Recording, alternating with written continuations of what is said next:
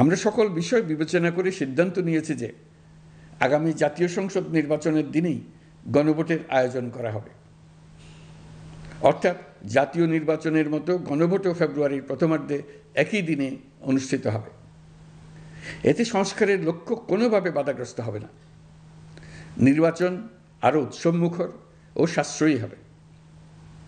গণভোট অনুষ্ঠানের লক্ষ্যে উপযুক্ত সময়ে প্রয়োজনীয় আইন প্রণয়ন করা হবে। জুলাই সনদের আলোকে আমরা গণভোটের ব্যালটে উপস্থাপনীয় প্রশ্নও নির্ধারণ করেছি।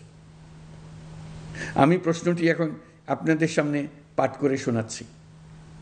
প্রশ্নটি হবে এরকম: আপনি কি জুলাই জাতীয় সনদ সংবিধান সংস্কার বাস্তবায়ন আদেশ 2025 এবং জুলাই জাতীয় সনদের লিপিবদ্ধ সংবিধান সংস্কার সম্পর্কিত নিম্নলিখিত প্রস্তাবগুলোর প্রতি আপনার সম্মতি জ্ঞাপন করছেন? ক, নির্বাচনকালীন সময়ে তত্ত্বাবধায়ক সরকার, নির্বাচন কমিশন এবং অন্যান্য সাংবিধানিক প্রতিষ্ঠান জুলাই সনদে বর্ণিত প্রক্রিয়ার আলোকে গঠন করা হবে। খ, আগামী সংসদ হবে 2 কক্ষ বিশিষ্ট। জাতীয় সংসদ নির্বাচনে দলগুলোর প্রাপ্ত ভোটের অনুপাতে 100 জন সদস্য বিশিষ্ট একটি উচ্চকক্ষ গঠিত হবে এবং সংবিধান সংশোধন করতে হলে উচ্চকক্ষের সংখ্যাগরিষ্ঠ সদস্যের অনুমোদন দরকার হবে।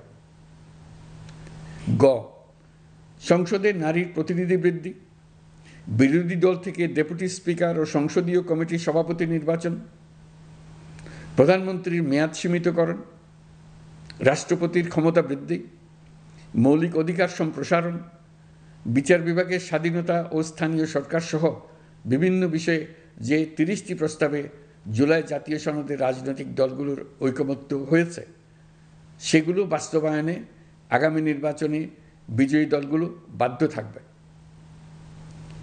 ঘ, জুলাই সনদে বর্ণিত অন্যান্য সংস্কার রাজনৈতিক দলগুলোর প্রতিশ্রুতি অনুসারে বাস্তবায়ন করা হবে। গণভোটের দিন এই 4টি বিষয়ের উপর একটি মাত্র প্রশ্নে আপনি হ্যাঁ বা না ভোট দিয়ে আপনার মতামত জানাবেন।